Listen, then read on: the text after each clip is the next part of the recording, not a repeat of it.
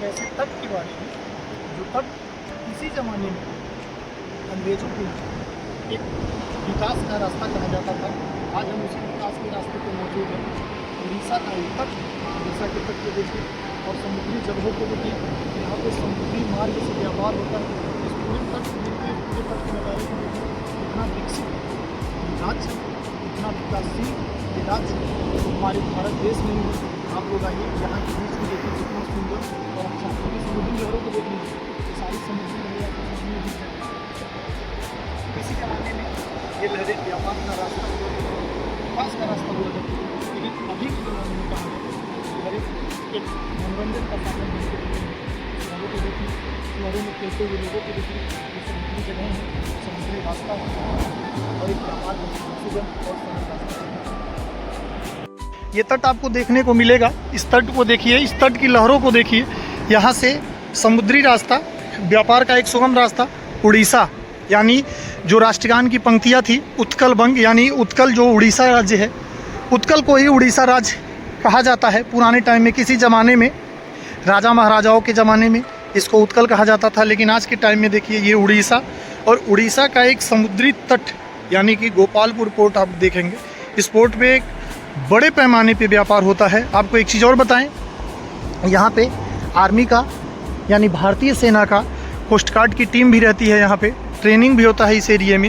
लेकिन अभी आप देखिए समुद्र की लहरों को देखिए, समुद्र के लहरों में एक एक चीज़ों को देखिए। यहाँ से क्या इसी रास्ते पे किसी ज़माने में व्यापारी व्यापार करते होंगे। भारत की समृद्धि, सुख और समृद्धि की दृष्टि से अगर देखा जाए तो ये एयरपोर्ट अपने आप में काफ़ी बड़ा और नायाब नमूना है।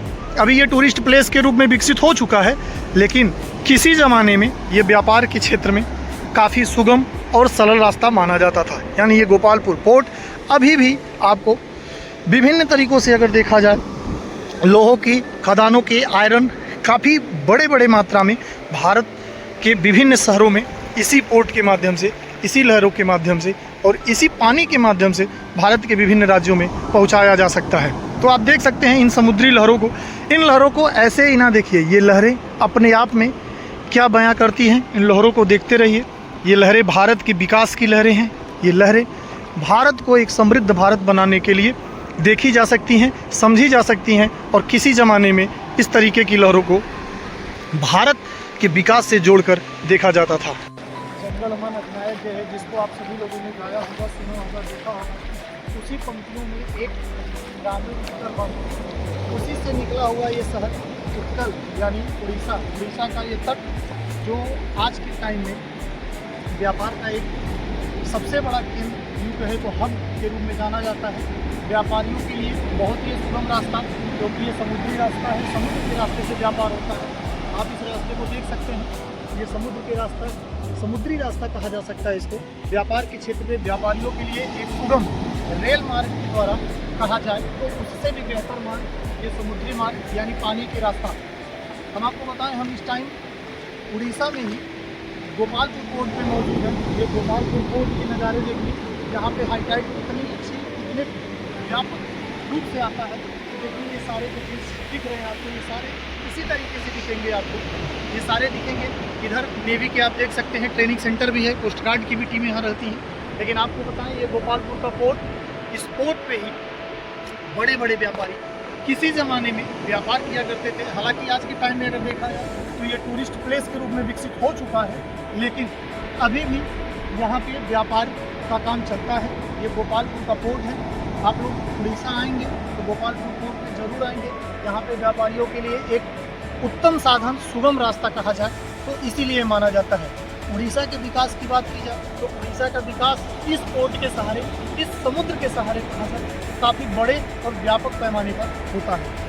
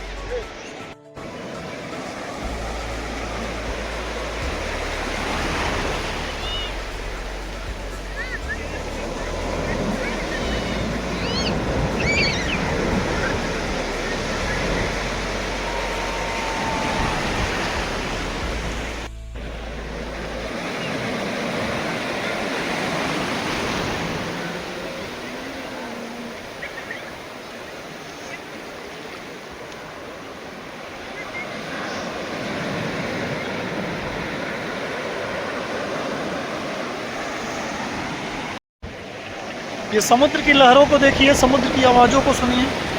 समुद्री, ये खारे पानी का समुद्र, खारे पानी का ये समुद्र है। पीने योग्य तो नहीं, लेकिन आर्थिक रूप से काफ़ी सुदृढ़ और मजबूत ये पानी, जो कि इस मार्ग में दिखेगा आपको। देखिए ये यहाँ पे काफ़ी दूर दूर से लोग आते हैं, सैलानी आते हैं। ये देखिए, ये समुद्र की लहरों को देखिए, समझिए इसमें कितनी तेज़ी है और कितनी दूर जाने के लिए सोचती हैं समुद्र की लहरें। देखिए, ये देखिए, ये लहरें देखिए, ये कहाँ जाने की सोच रही हैं समुद्र की लहरें, कहाँ जाके इनका अंत होगा। आप लोग देखिए, सोचिए, समझिए इन लहरों को। ये देखिए, ये वो समुंदर की लहरें हैं जो किसी ज़माने में भारत की अर्थव्यवस्था को चलाती थी। हालांकि स्पोर्ट की बात की जाए तो स्पोर्ट में भी अभी भी काफ़ी बड़े पैमाने पे काम होता है, व्यवसाय होता है। लेकिन अंग्रेज़ों ने जो रास्ता चुना था वो रास्ता यही था, जल मार्ग, सबसे व्यवस्थित मार्ग। और अभी यहाँ पे लोग सैलानी आते हैं घूमने के लिए। ये गोपालपुर पोर्ट है जो उड़ीसा में है। उड़ीसा एक